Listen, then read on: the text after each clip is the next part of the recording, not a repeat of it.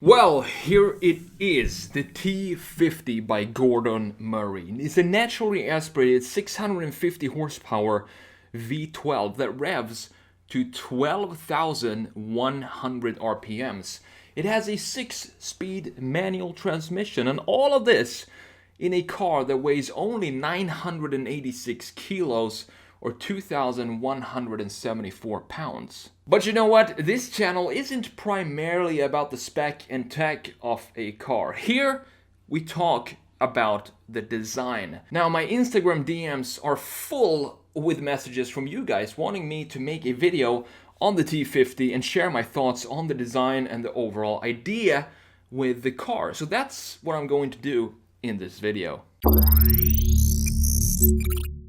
Now, as we all know, the package, this specific package of having a naturally aspirated V12 connected to a 6-speed manual transmission, it's an endangered species, especially when it comes to brand new cars. Soon, they will all become a marvel of the past. So, I'm going to go straight to the point here. The T50 is an absolutely gorgeous car. It's such a mature design, simple, elegant, and graceful. It doesn't need to shout. It doesn't need to look like a razor blade. And the fact that it's finished in this beautiful silver shade just emphasizes that point even more. It's simply a sculpture on wheels designed for maximum aerodynamics without the use of park bench wings or line braking splitters or spoilers. I think we can all agree that there is a striking resemblance to the McLaren F1 here, also of course designed by Gordon Murray. The closer you analyze the design of the T50, the more the similarities become clear. And to me, this is the ultimate modernized design of the F1. This shares the same design philosophy and the same purpose, the same geometry as the McLaren F1. So what I'm gonna do now is jump into Photoshop because there are a few key lines that are very specific for this car and for the McLaren F1 that I want to show you, and just to show you how close these two are in design. So here it is, of course, the T50 in a slight 3/4 front view, and what I want to do here is to take this exact view and try to compare it with the F1, the McLaren F1, in a very similar view. So just have a look at this now when I pop up the F1 here, just how many similarities we can find between the two designs. So here of course is the F1, but this view is a bit of a higher angle, but it's still close enough that we can start to analyze the two designs, and I want to show you just how similar these are. When the F1 first came out, what I loved about the design is just how sleek and elegant the F1 really is. And specifically, I loved this part right here, the front end of the F1, and more specifically, the shape of the hood, or the trunk in this case, that goes something like this. It dips down here, and in these beautifully sculpted fenders, you have the headlights following the design of the fenders and the curvatures of the car. And then, of course, you have this bubble that is the greenhouse. You can see here with the glass stretching very far down in the front here, and the hood or the trunk is very short and very, very low in between the two fenders like that. So when you look at it from a straight side view, it gives a very sleek but at the same time a very muscular look. And then we have, of course, the side intake right here, which looks very cool on F1. And you can see that it was kind of inverted here on the F50, but you still have a very similar shape. So let's have a look at the key lines here. I'm going to jump into side view after this and really show you the dimension and the proportions of the two cars. But I just want to focus on a few key graphics here. So for example, you have this part right here. You can see that it's a simple version of it, and I think it's all about how manufacturing methods have improved and the new materials and how you can blend surfaces together. So this to me seems to be a very natural transition from the F1 to the T50, and that goes for the entire car. The same with the greenhouse and the A-pillars here, which has a little bit more thickness to it than it does down here. And this, of course, is also about the development of safety and materials and so on. And of course you have the inverted air outlet here that goes like this on the F1, but on the T50 it goes like this. So it's kind of inverted. It's funny to see that it's still there, but now in a bit of a different shape, like it's flipped upside down.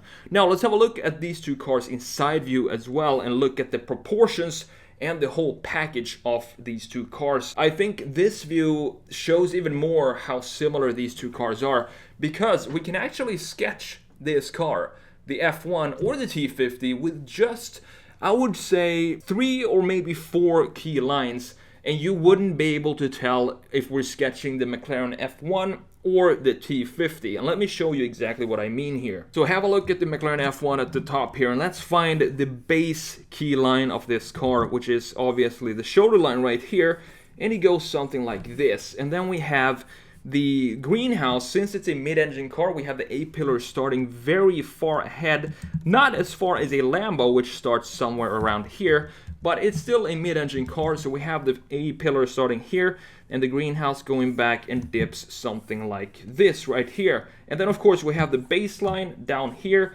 and we have this line that cuts through the entire car, and this is also emphasized with the use of graphic in this case right here. So these are I would say the 4 key lines of the McLaren F1, and if we apply these lines, we can actually do an experiment here and just copy paste these lines and then just move them down to see if we can actually fit the exact same lines onto the T50. And as you can see, it's almost identical. You have to keep in mind here though that the T50 here, the angle of it is also a bit more of a top view. It's not a straight side view, so we're still going to see parts of the far fender and the roofline like this. But thinking of it from a straight side view is really interesting to see just how similar these two cars are, and that's why I think this is the perfect modernization of the McLaren F1 for 2021. And as a final celebration of this type of car and this type of shape, it just all makes sense to me, and it's a very beautiful design, and I love how the T5 actually came out and that they went in this direction instead of trying to be something that they really are not by adding a bunch of stuff onto the design. They kept it very simple, very elegant. It's just the way I like to see any car being made. Now, I have to say that British car design is really on point these days. It's not just the T50 design I'm a huge fan of, but I love what McLaren is doing with the 720S, for example, and the Speedtail. Clean lines and graphics with gorgeous surfacing intersected with a few distinct sharp lines that cut through the smoothness through the entire length of the car. I love what Lotus is doing with the Evija. What a design. You have literal tunnels going through the inside of the bodywork. It's like exploring a rock formation that's been shaped by the wind for thousands of years. And this is of course a design only made possible by the use of an electric platform, which gives the designers and engineers a new type of freedom to build almost anything they want on top of a skateboard of batteries. It's definitely exciting times ahead for designers and engineers. And here is something that might offend the Italians. I'm going to be completely honest here, and I think the Brits have taken over the throne when it comes to beauty in car design. Right now, in my opinion, Ferrari is kind of stepping away from the elegant lines of the 550 Maranello, the 612 Scaglietti, the 360 Modena, and even all the way up to, I would say, the 488 Pista. Ferrari today, in my opinion, are becoming cars that are less elegant and more overstyled, less harmony in the body lines and more tension. A prime example of this is the F8 Tributo, which I've explained in detail in earlier videos.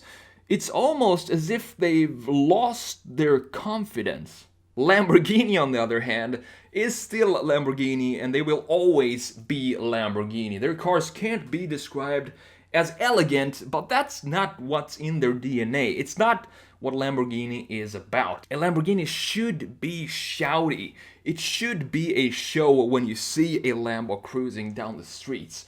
It's what they've been doing since the late 60s, and I hope they never change. But if there's ever going to be one car to celebrate this type of package as the T50 is, the V12 NA engine combined with a 6-speed manual transmission, I'm struggling to find a better candidate than the T50. It's everything you want in a proper performance machine, and nothing more, nothing less. It's the Mona Lisa of the combustion engine era and a proper send-off as we move forward to a new age of electricity.